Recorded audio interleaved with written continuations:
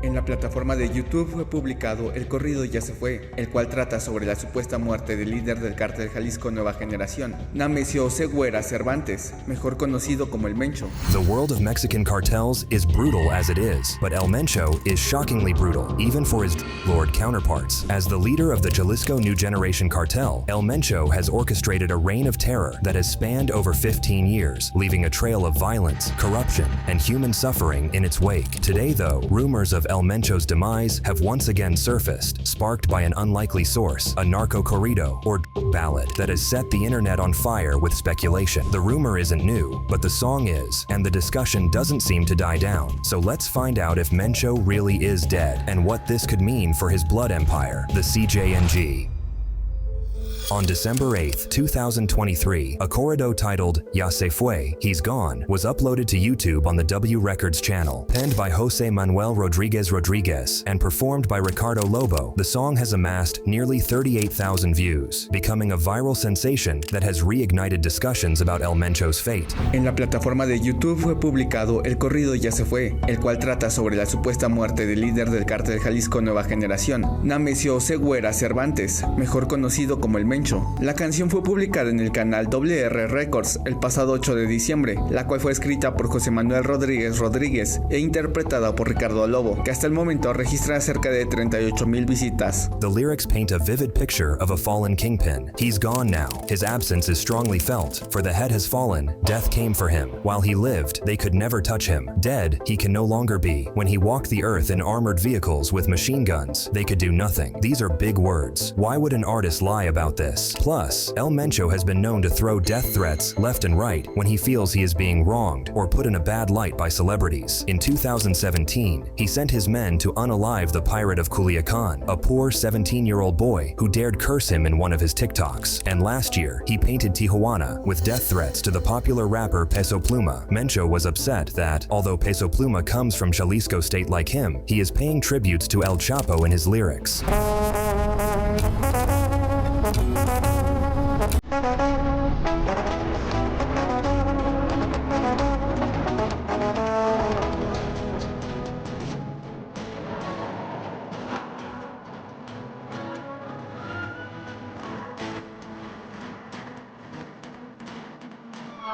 Peso Pluma was warned not to perform in Tijuana, lest it be his last performance. Mexican artist Peso Pluma is being threatened by the Mexican cartel. That's according to TMZ.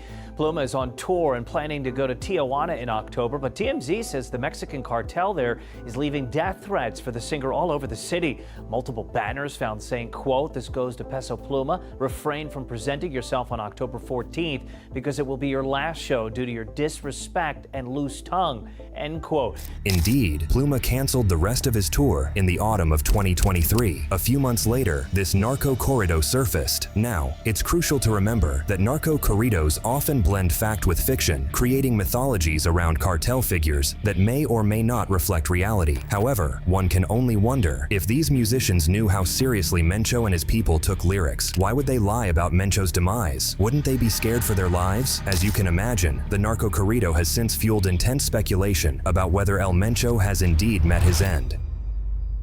To understand the significance of El Mencho's potential demise, we must first grasp the extent of his criminal empire and the brutality with which he has maintained it. Nemesio Oseguera Cervantes rose from humble beginnings in Michoacán, Mexico, a state long entrenched in the trade. Like many before him, poverty and lack of opportunities pushed El Mencho towards a life of crime. He began as a small-time offender, eventually working his way up through the ranks of various cartels, including La Familia Michoacana and Los Zetas. It was in the early 2000s and 10s that El Mencho truly came into his own, founding the Jalisco New Generation Cartel. Under his leadership, CJNG rapidly expanded its influence, using a combination of extreme violence and strategic alliances to wrestle control of territories from older, more established cartels. The rise of CJNG was meteoric, and its methods were nothing short of terrifying. The economical power behind the Cartel Jalisco, they literally started with avocados, so they were farmers. They literally started moving from avocados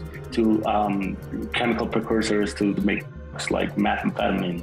It's like, okay, so what the U.S. market like? They like their avocados from Mexico and their meth from Mexico. El Mencho's cartel became notorious for beatings, mass killings, and the use of military-grade weapons. They burn these individuals in a 55-gallon drum using diesel because diesel burns slower.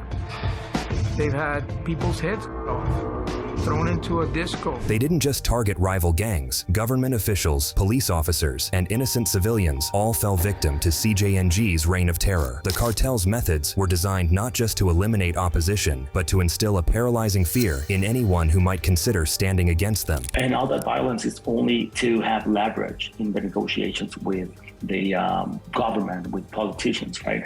They create these chaos to go and sit with the local politicians and say like, okay, do you want more or shall we negotiate this? One of the most chilling aspects of El Mencho's leadership was his approach to intimidation. CJNG became known for filming their acts of violence and spreading them online, creating a digital terror campaign that amplified their reputation far beyond the borders of Mexico. Public executions were carried out in broad daylight, serving as grim reminders of the cartel's power and reach. The brutality of CJNG under El Mencho's command wasn't limited to physical violence. The cartel engaged in widespread extortion, forcing businesses in their controlled areas to pay for protection or face deadly consequences. And it gets worse. El Mencho's organization was adept at corrupting local governments, law enforcement agencies, and even elements of the military, allowing them to operate with minimal interference from authorities. El Mencho's ability to evade capture, despite being one of the most wanted men in the world, only added to his fearsome reputation. Tonight, the DEA is offering $10 million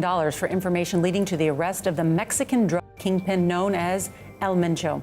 He's blamed for a flood of narcotics into the U.S. The U.S. government placed a $10 million bounty on his head, making him a prime target for law enforcement agencies across the globe. Yet, year after year, El Mencho remained at large, seemingly untouchable as he directed his criminal empire from the shadows. The relentless pursuit of El Mencho has been a top priority for both Mexican and U.S. authorities for years. His capture or elimination has been seen as crucial to dismantling the CJNG and disrupting the flow of drugs across the U.S.-Mexico border. The DEA has described CJNG as one of the most powerful and fastest-growing cartels in Mexico and the United States. Law enforcement efforts have focused on targeting El Mencho's financial networks, arresting key lieutenants, and disrupting CJNG's operations. However, the cartel's deep roots in local communities, its use of cutting-edge technology, and its ability to corrupt officials have made it an elusive target. The strategy to bring down El Mencho has also involved going after his family members. In recent years, authorities have made significant progress in this regard. El Mencho's wife, Rosalinda Gonzalez Valencia, was arrested in November 2021. In September 2024, she made an appeal in an attempt to be released, but authorities rejected it. La esposa del líder del cártel de Jalisco Nueva Generación, ella se llama Rosalinda González, fue detenida, lo recordamos, y bueno, pues había presentado una solicitud al Centro de Justicia Penal Femenil del Estado de Morelos para que terminara la medida de prisión preventiva justificada, pero ayer un juez federal rechazó modificarla, por lo que va a continuar recluida en ese lugar. Mencho's daughter, Jessica Johanna Oseguera Gonzalez, known as La Negra, was sentenced to 30 months in prison in the United States in 2021 for violating the Foreign Narcotics Kingpin Designation Act, and his right-hand man was his son, Ruben Oseguera Gonzalez, alias El Menchito, until he was arrested and extradited to the United States in 2020 to face trafficking charges. Tonight, the man they call El Mencho is still a fugitive, but his son, the so-called Menchito, has just been extradited from Mexico to face U.S. prosecution. These arrests have undoubtedly put pressure on El Mencho and CJNG, but they have also raised questions about succession within the cartel should its leader fall. With El Menchito in U.S. custody, the line of succession becomes less clear, potentially setting the stage for internal power struggles if El Mencho is indeed gone. The speculation surrounding El Mencho's health and possible death is not new. Since at least 2019, there have been persistent rumors that the cartel leader has been suffering from kidney failure. These health issues have allegedly forced him to seek dialysis treatments in remote hideouts, making him increasingly vulnerable. He's well, he's alive, he's just like stepped up or stepped out of the cartel. And the other guy believes that El Mencho is actually pretty ill or might even be dead. In February 2022, even darker unconfirmed rumors popped up in Colima. Jose Bernabe Brizuela Miraz, alias La Vaca, and his cartel in Colima left several narcomantas messages. Banners all around the city spoke of El Mencho being dead. La Vaca used to be a serious Mencho loyalist, but believing he was dead, he deserted the cartel. And when drug lords begin to quit work, it means they no longer trust the big cartels. So with all the rumors around El Mencho being dead or very ill or out of the cartel, that started, I guess they started like around 2020 when we started reading about El Mencho being out of the cartel Jalisco. In mid-2023, the whispers about El Mencho's deteriorating condition grew louder. Some sources claimed he had succumbed to his kidney problems, while others suggested he might have met a violent end at the hands of rivals. The lack of concrete information only fueled more speculation, with some wondering if the Mexican government or CJNG insiders were keeping his death quiet for strategic reasons. Adding to the mystery was a viral video that began circulating online, purportedly showing El Mencho's final moments. In the footage, a man resembling the cartel leader is seen lying motionless, surrounded by a group of people in what appears to be a rural area. The eerie silence in the video and the shocked demeanor of those present led many to believe they were witnessing the aftermath of El Mencho's death. However, as with any high-profile figure in the cartel world, separating fact from fiction is notoriously difficult. Cartels are known for their secrecy and misinformation campaigns, often using rumors of a leader's death or capture to their advantage. In El Mencho's case, the lack of official confirmation from Mexican authorities has only deepened the mystery. Amidst the swirling rumors and speculation, the DEA has taken a clear stance. In a statement to Fox San Antonio back in 2020, the DEA categorically denied the rumors of El Mencho's death. Those rumors are not true. The DEA's statement suggests that, at least as far as U.S. intelligence is concerned, El Mencho remains alive and at large. However, it's worth noting that even official denials can sometimes be part of larger strategic considerations in the complex world of international drug enforcement. While the DEA's statement casts doubt on the rumors of El Mencho's demise, it's worth considering the potential consequences if the cartel leader were to fall. The death or capture of such a significant figure in the drug trafficking world would undoubtedly send shockwaves through the criminal underworld and beyond. One immediate concern would be the potential for increased violence. History has shown that the removal of a powerful cartel leader often leads to power struggles within the organization and attempts by rival cartels to seize territory. The fragmentation of CJNG could result in a surge of violence as various factions vie for control and other cartels seek to exploit the power vacuum. From a law enforcement perspective, El Mencho's death could present both opportunities and challenges. On one hand, it could potentially weaken CJNG's structure and make it more vulnerable to further law enforcement actions. On the other hand, the resulting chaos and potential splintering of the cartel could make it more difficult to track and dismantle its operations. The impact would likely extend beyond Mexico's borders. CJNG has a significant presence in the United States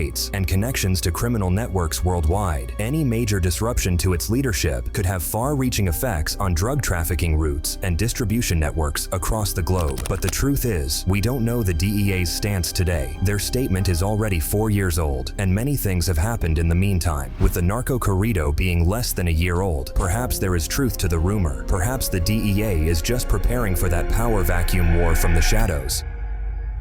Whether El Mencho is alive or dead, one thing remains clear. The Jalisco New Generation Cartel continues to pose a severe threat to public safety and security in Mexico and beyond. The organization's deep roots, vast resources, and brutal tactics ensure its persistence even in the face of huge setbacks like Mencho's death. CJNG has shown shocking resilience and adaptability over the years. Its decentralized structure and use of advanced technology have allowed it to withstand pressure from both rival cartels and law enforcement agencies. And in July, footage emerged of that CGNG convoy. These gunmen call themselves the Elite Group and pledge allegiance to El Mencho. The cartel has also shown a willingness to diversify its criminal activities, engaging in everything from drug trafficking and human smuggling to extortion and cybercrime. Moreover, CJNG's influence extends far beyond drug trafficking. The cartel has infiltrated legitimate businesses, corrupted government officials at various levels, and established a significant presence in local communities. This means the CJNG is almost impossible to dismantle, with or without El Mencho at the helm.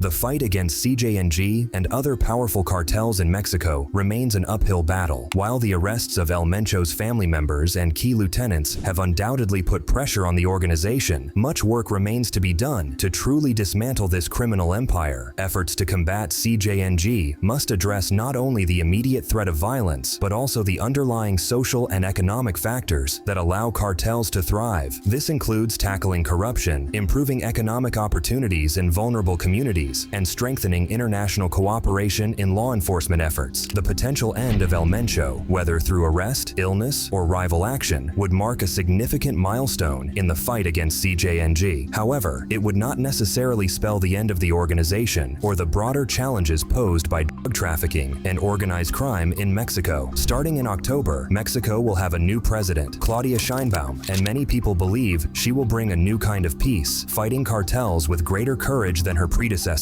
We'll just have to wait and see if the monstrous CJNG will be brought to its knees by better rules and less corruption. As rumors continue to swirl and authorities maintain their vigilant pursuit, the world watches closely for any definitive news about El Mencho's fate. Regardless of the outcome, the legacy of violence and fear left by CJNG serves as a grim testament to the destructive power of organized crime and the urgent need for better efforts to combat it. In the end, whether El Mencho has truly gone, as the Narcocorrido suggests, or remains in the shadows, the threat posed by the criminal empire he built continues to cast a long shadow over Mexico and beyond. His legacy is a dark one. The fight to bring justice and peace to the communities affected by cartel violence remains one of the most pressing challenges of our time, requiring not just law enforcement action, but a fundamental reimagining of how societies address the root causes of organized crime. For now, let's just hope that El Mencho isn't sending death threats to the Narcocorrido artists who made that viral song. Hey, thanks for watching. What do you think about El Mencho's well-being? Can we trust a rumor started by a Narcocorrido? And is there more truth behind it? Let me know in a comment. And before you go, why not like, subscribe, and hit that bell button. On to next time.